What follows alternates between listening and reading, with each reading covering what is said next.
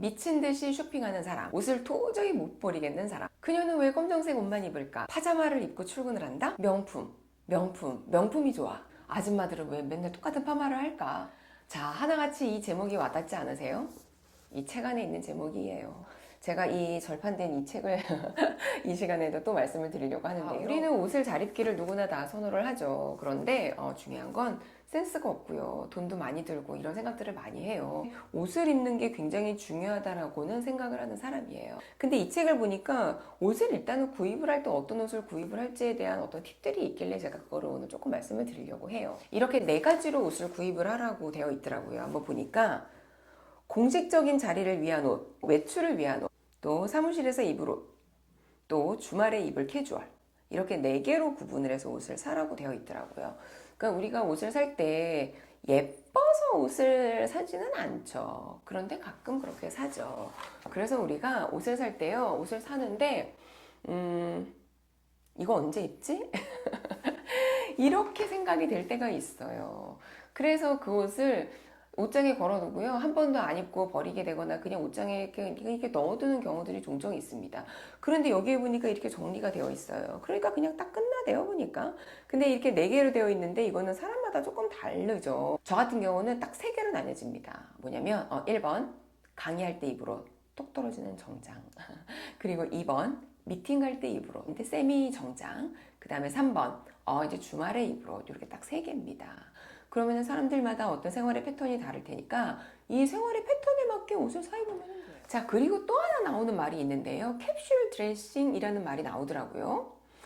자, 이 캡슐 드레싱이라는 말 제가 몰라가지고 인터넷에 검색을 한번 해봤더니 기사가 하나 있더라고요. 한섬에서 우리 왜 타임하고 더 캐시미어 제가 좋아하는 브랜드 나오는 그 한섬에서 캡슐 컬렉션 기사를 보시면 스커트 3개, 자켓 2개, 셔츠 1개, 스웨터 1개, 원피스 1개 이 8벌의 옷을 따로 조합을 해서 셋업 착장이 가능하도록 컬렉션을 선보였다 라고 되어 있더라고요. 자, 그런데 이 책에서 저자가 상담을 해준 많은 사례자 이야기가 나와요. 근데 어떤 분이 의사예요. 근데 의사가 학교 때부터 뭐 인턴 레지던트 의사가 될 때까지 계속 수술복밖에 옷이 없었어요. 수술복을 입고 출근하고 수술복을 입고 수술을 하고 그래갖고 이분이 옷이 하나도 없는 거예요. 그래서 옷을 어떻게 구입을 할까 했더니 이때 이분이 캡슐 드레싱 기법을 소개를 해줍니다. 그래서 그게 뭔가 한번 봤더니 책에 이렇게 되어 있어요.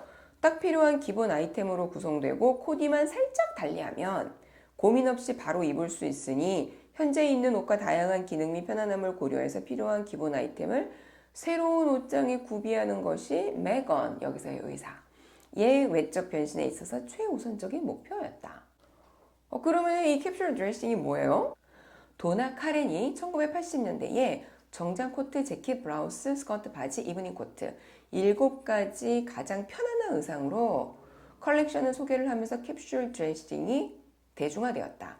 그 이후로도 다른 디자이너도 바쁜 직장 여성들, 주머니에 여유가 없는 여성들 또는 코디를 어려워하는 여성들을 위해서 캡슐 드레싱을 선보였다. 언제 어디서든 입을 수 있는 5벌에서 15벌의 아이템을 고르고 얘를 믹스 앤 매치 되도록 하는 거예요. 섞어서 입을 수 있는 거니까 그러니까 따로따로 입기보다 그러니까 요즘 브랜드에서 이렇게 코디할 수 있는 옷들이 많이 나옵니다. 그러니까 옷을 구입을 할 때 우리가 어떻게 하셔야 되냐면 그냥 이것 따로 저것 따로 사는 게 아니라 나 지난번에 남색 자켓을 샀어.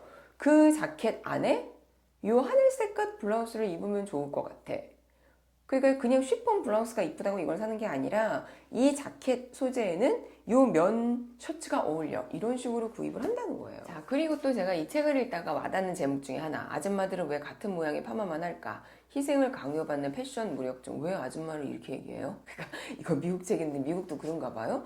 그러니까 책에 뭐라고 되어 있냐면 엉덩이를 가리는 티셔츠에 레깅스, 번들거리는 원단의 검정색 바지, 부스스한 단발머리, 광택이 있는 운동화, 주말에 가족과 쇼핑몰에 갈 때 야상 점퍼를 입고 야구 모자를 눌러 쓰고 대개 임신이 시작한 시즌부터 이러한 모습이다. 이렇게 아줌마를 네, 돌이킬 수 없는 이 증상 바로 전형적인 아줌마이다. 이게 참 이거 미국 책인데 그러니까 이러면 안 되는데 아줌마들이 요즘 아줌마들이 모두가 다 그런 건 아닌 것 같은데 여기에 보면 뭐라고 되어 있냐면 여성들은 돌보는 일이 본인의 영역이자 특기로 여기면서 잘한대요.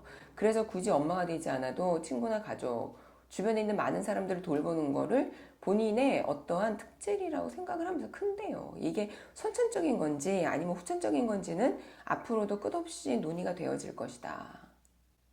후천적인 거라고 알려져 있다고 얘기하면 위험한가? 하여튼 교육에 의해서 이렇게 된다고 해요. 그래서 이게요, 본인의 욕구를 희생을 하면서 다른 사람을 돌본대요. 점점 본인을 잃어버릴 때가 있어요. 점점 애들이 커요. 엄마의 손길을 필요로 하지 않을 때가 돼요. 그래서 시간이 좀 나죠. 그러면은 본인이요, 엄마들이 본인을 돌아볼 시기가 돼요. 그런데 문득 그때 애들이나 남편이 그런 아내나 엄마들을 보고 엄마는 왜 이래? 뭐 예를 들어 이런 말을 했다. 근데 내가 문득 내가 내 모습을 거울로 봐요. 근데 너무 내가 후져 있어. 그럼 되게 상심하게 되거든요. 그때 내가 내 옷을 하나 사 입으려고 해. 내 헤어스타일을 하나 좀 만지려고 해. 화장을 하려고 해. 감 떨어져가지고 잘 안 돼요. 그때 또 우리가 시작을 해야 되죠. 잃어버린 자아를 찾을 수 있는 장소가 바로 옷장이다. 왜냐면 잃어버린 자아를 되찾고자 한다면 우선 자아 상실을 인정하는 것. 그게 첫 걸음이다. 그리고 잃어버린 자아를 찾을 수 있는 장소가 바로 옷장이다. 패션 스타일은 자신을 가꾸는 가장 쉬운 방법이다. 그런데 7일 정도로 일이 쌓여있다 해도 옷장이 잘 정리되어 있다면 센스 있게 꾸미는 데에는 5분밖에 시간이 안 걸린다. 근사한 옷을 고르는 데 시간을 할애하면 그 100배나 되는 보상이 돌아올 것이다. 아침에는 반드시 차분하고 기분이 산뜻해지는 옷을 고르는 데 시간을 좀 써라. 그러면 일과를 보내다 거울에 비친 자신을 보았을 때 만족스러움을 느낄 것이다.